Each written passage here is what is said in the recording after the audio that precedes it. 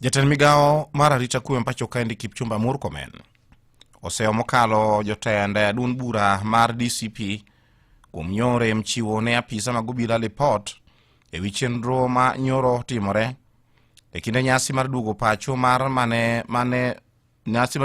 mar jalup jatend piny Kenya machon Rigathi Gachagua kowuok e piny Amerika.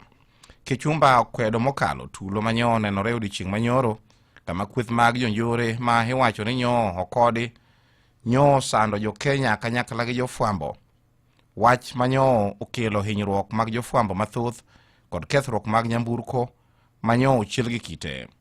Murkomen wacho ni sirikal ne osekwayo duond bura mar DCP mondo mi ong'is apisa mag arita mokwongo motelo ne duogo pacho mar Gachagua to ne gidagi.